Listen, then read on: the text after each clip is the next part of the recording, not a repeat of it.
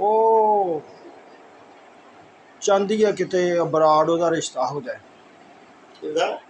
ਉਹ ਸੀ ਫਤਿਹ ਦਾ। ਅੱਛਾ। ਤੇ ਉਹ ਚਾਹੁੰਦੀ ਕਿ ਅਬਰਾਡ ਹੋਵੇ ਨਾ ਕੋਈ ਬੰਦਾ, ਤੇ ਉਹ ਲੈ ਜਾਵੇ ਉਹਨੂੰ ਨਾਲ ਹੀ, ਤੇ ਉੱਥੇ ਵੀ ਕੋਈ ਨਾਲ ਜਾਬ ਸ਼ਾਬ ਕਰੇ, ਨਾਲ ਆਪਣੇ ਬੱਚਿਆਂ ਨੂੰ ਵੀ ਬੁਲਵਾ ਲਵੇ। ਅੱਛਾ। ਕਿਉਂਕਿ ਸਾਡੀ ਇੱਕ ਅਜ਼ੀਜ਼ਾ ਹੈ ਨਾ, ਉਹਦਾ ਉਹ ਵੀ ਇੱਥੇ ਮਿਸਮੈਚ ਸੀ। ਕਿਸੇ ਐਡਿਕਟਿਡ ਬੰਦੇ ਨਾਲ ਉਹਦੀ ਸ਼ਾਦੀ ਹੋ ਗਈ ਸੀ, ਤੇ ਉਹ ਜੌਬ ਕਰਦੀ ਰਹੀ 30-35 ਸਾਲ ਨਾ। ਉਹਦਾ ਕਾਰੋਬਾਰ ਵਾਲਾ ਚੱਲ ਰਿਹਾ? ਕਾਰੋਬਾਰ ਚੱਲ ਰਿਹਾ। ਅੱਛਾ।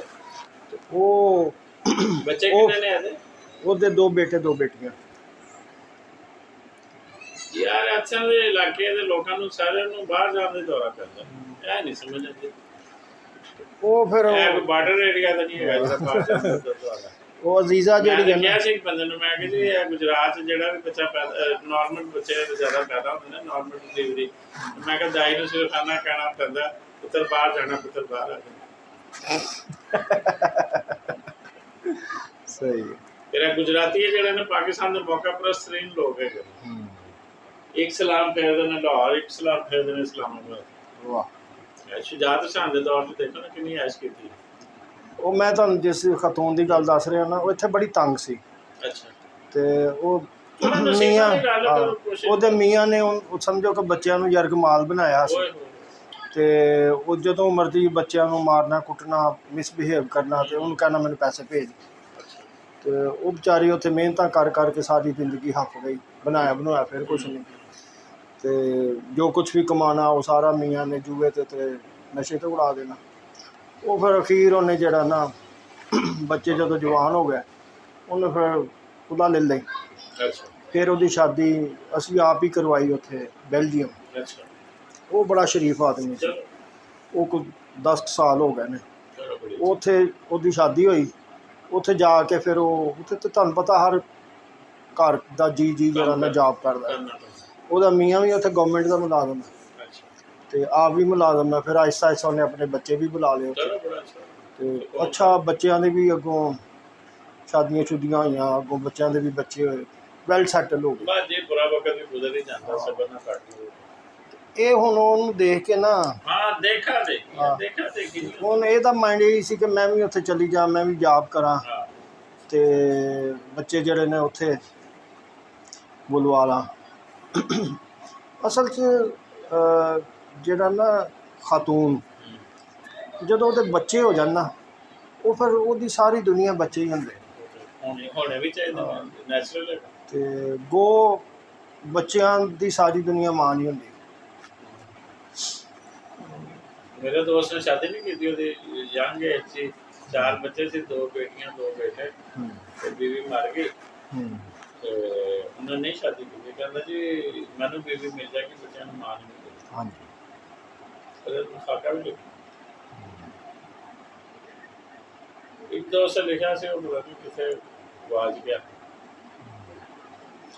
ਤੁਹਾਡਾ ਯੂਕੇ ਦਾ ਦਸੰਬਰ 'ਚ ਪ੍ਰੋਗਰਾਮ? ਦਸੰਬਰ ਨਹੀਂ ਯਾਰ, 3 ਅਗਸਤ ਨੂੰ ਕਾਨਫਰੰਸ ਹੈਗੀ। ਅੱਛਾ ਅੱਛਾ। ਮੈਂ ਉਹਨੇ ਖਾਤੂਨ ਨਾਲ ਰਾਬਤਾ ਕੀਤਾ, ਉਹ ਫਿਰ ਮੇਰੀ ਨੁਮਾਇੰਦਗੀ ਕਰੇਗੀ, ਯਾਨੀ ਕਿ ਉਹ ਮੇਰਾ ਆਰਟੀਕਲ ਪੜ੍ਹ ਦੇਗੀ।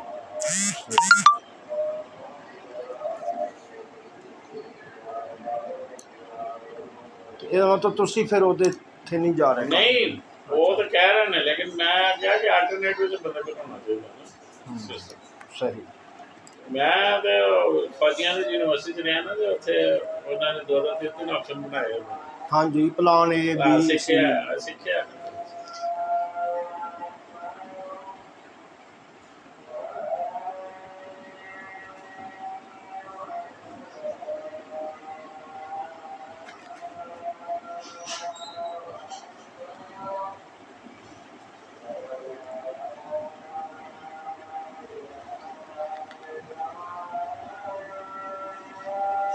ਸ਼ਾਦੀ ਕਰਾਉਣ ਵਾਲੇ ਦੇ ਬਾਹਰ ਦੇ ਵੀ ਰਿਸ਼ਤੇ ਦਿਖਾ ਦਿੰਦੇ ਨੇ, ਉਹ ਕਿਤੇ ਉਹਨਾਂ ਨੇ ਟਾਰਗੇਟ ਬਣਾਉਣਾ ਹੈ, ਕੋਸ਼ਿਸ਼ ਕਰ।